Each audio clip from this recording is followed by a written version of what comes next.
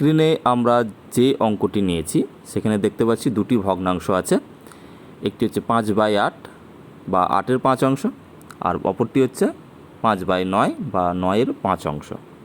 এই দুটি ভগ্নাংশের মধ্যে কোনটি ছোট কোনটি বড়, চলুন শিখে নেওয়া যাক।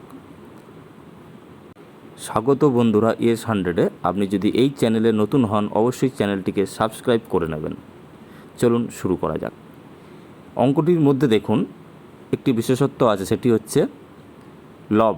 লব কাকে বলে?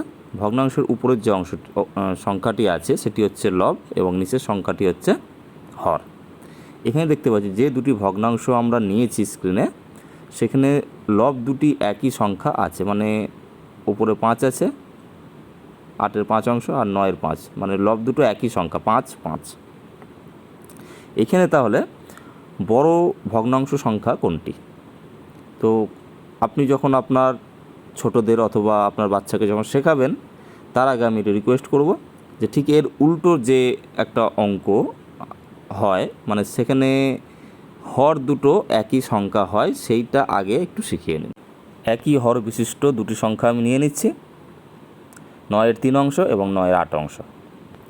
এই ভগ্নাংশ সংখ্যা দুটির মধ্যে কোনটি বড়? স্বাভাবিকভাবেই এটা অনেকেই বলে দিতে পারবে যে 9-এর 8 অংশ যেটি সেটি বড়। তো বাচ্চাকে যখন শেখাবেন অন্য একটা উদাহরণ দিন। সেই উদাহরণের সাহায্যে আপনার সন্তান বা আপনার ছোট যারা আছে তারা খুব সহজেই এই অঙ্কটা শিখে ফেলতে পারবে এবং মনে রাখতে পারবে। যেমন একটা রুটি, দুটো রুটি নেওয়া হলো, পাউরুটি যেগুলো বলে, দুটো পাউরুটি নেওয়া হয়েছে একই মাপের। প্রথমটিকেও 9 পিস করা হয়েছে, মানে হর যেটা সেই সংখ্যক আমরা পিস করব। প্রথমটাকে 9 পিস করা হয়েছে, পরেরটাকেও 9 পিস করা হয়েছে। প্রথম যে 9 পিস করা হয়েছে সেই 9 পিসের মধ্যে কোনো একজনকে দেওয়া হলো 3 পিস, আর অপরজনকে দেওয়া হলো 9 পিসের মধ্যে 8 পিস দিয়ে দেওয়া হলো। এখানে আমরা ছবি এঁকেও দেখিয়ে দিচ্ছি। তো আপনিও যখন শেখাবেন ছবিটা আঁকুন, এঁকে দেখান, আরও সহজে বুঝতে পারবে। 9 পিসের মধ্যে একজন 3 পিস পেলো আর 9 পিসের মধ্যে একজন 8 পিস পেলো। কে বেশি পেলো? 9 পিসের মধ্যে যে 8 পিস পেলো সে বেশি পেলো। এটা খুব সহজেই বোঝা গেল। এবারে চলে আসছি মেন জায়গাতে।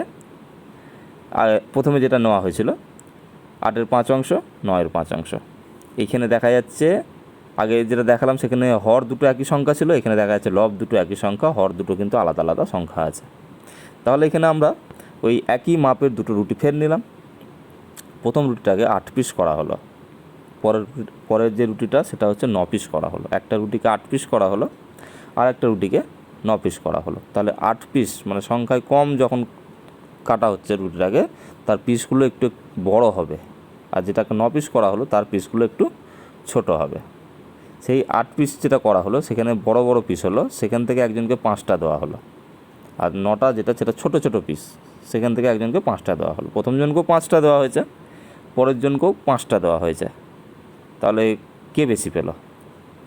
প্রথমজন কিন্তু যে 5খানা পিস পেয়েছে সেটা একটু পরিমাণটা বড় বড় পিস ছিল, আর পরের জন যে 5খানা পেলো তার পিসটা ছোট ছোট পিস, কারণ 9টা পিস হয়েছিল এটা। তাহলে প্রথম যে পেলো সে বেশি পেলো। তাহলে 8-এর 5 অংশ এই ভগ্নাংশটা বড় ভগ্নাংশ। তাহলে এদিকে আমরা এই চিহ্নটা আমরা দিয়ে দিতে পারি, গ্রেটার দ্যান। আশা করি সকলেই বুঝতে পেরেছেন। ভিডিওটি যদি ভালো লাগে এবং হেল্পফুল মনে হয় অবশ্যই একটি লাইক দেবেন এবং এই চ্যানেলে নতুন হলে চ্যানেলটিকে সাবস্ক্রাইব করে পাশে থাকবেন। ধন্যবাদ।